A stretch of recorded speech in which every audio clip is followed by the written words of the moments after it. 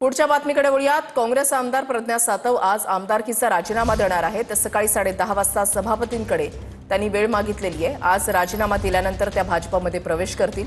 काँग्रेसच्या प्राथमिक सदस्यत्वाचा सुद्धा आजच त्या राजीनामा देणार आहेत। प्रज्ञा सातव निष्ठावंत काँग्रेसी भाजपमध्ये जाणार नाहीत असं पटोलेंचं म्हणणं आहे। प्रदेशाध्यक्षांनी प्रज्ञा सातवांशी संपर्क साधलेला आहे असं नाना पटोलेंनी म्हटलंय। प्रज्ञा सातव यांच्याबाबत भाजपने अफवा पसरवलेल्या आहेत असा दावा पटोलेंचा आहे। प्रज्ञा सातव आज भाजपात प्रवेश करणार, आज किंवा उद्या भाजपात प्रवेश करण्याची शक्यता आहे। मोठा धक्का मानला जातो काँग्रेसला। काय भाजपवाले अफवा उडवण्यात एक्सपर्ट आहेत, त्याच्यामुळे मला आता काही त्याच्यावर प्रतिक्रिया देण्याचं कारण नाही। जनतेचे प्रश्न डायव्हर्ट करण्यासाठी माध्यमामध्ये या पद्धतीचं एक वातावरण निर्माण करणं हा भाजपचा एक प्रयत्न असतो। अनेक माझंही नाव त्याच्यामध्ये कधी कधी घेतात ते, त्यामुळे मला असं वाटतं की ते निष्ठावान काँग्रेसी आहेत, ते भाजपमध्ये जाणार। त्यांची चर्चा आहे प्रवेश करणार म्हणून आज उद्या। असं होऊ शकत नाही असं मला वाटतं। पक्षाचा काही संपर्क झाला प्रज्ञा सातव? प्रदेशाध्यक्षाकडून झालेला आहे। कॅमेरामॅन सचिन सायांसह गजानन माटे, TV9 मराठी, नागपूर। फडणवीस अजित पवार भेटीमध्ये माहिती संदर्भातही चर्चा झाल्याची सूत्रांची माहिती आहे। बैठकीमध्ये नवाब मलिकांचा मुद्दा अजित पवारांकडून उपस्थित करण्यात आला अशी सूत्रांची माहिती आहे। जागा वाटपाच्या चर्चेसाठी वेगळी समिती गठीत करायची का यावर सुद्धा चर्चा झाली। माहिती म्हणून निवडणूक लढली पाहिजे अजित पवारांचं या बैठकीमध्ये मत असल्याची माहिती मिळते। महापालिका निवडणुकीसाठी भाजपचा जाहीरनामा पुढच्या आठवड्यामध्ये आता जाहीर होणार आहे। काही दिवसांपूर्वी भाजपने मुंबईकरांचे प्रश्न आणि मतं ही मागवलेली होती।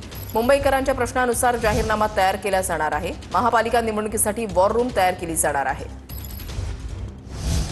संजय राऊत आज शरद पवारांची भेट घेणार आहेत। महानगरपालिकांच्या संदर्भात राऊत पवारांची भेट घेणार अशी सूत्रांची माहिती आहे।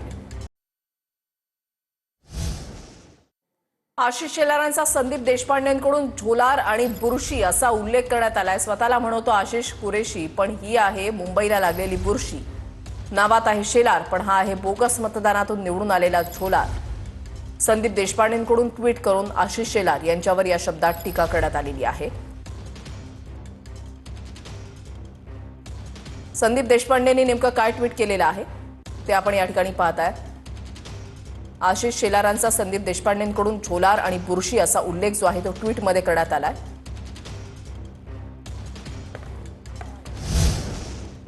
तर शेतकऱ्याची किडनी गेली, महाराष्ट्राची अब्रू गेली अशा शब्दात सामनातून टीका करण्यात आली आहे। सामनाच्या अग्रलेखातून सरकारवर टीका करण्यात आली आहे। गृह खात्याचा वचक आता कमी झालेला आहे या शब्दात सामनातून टीका करण्यात आलेली आहे।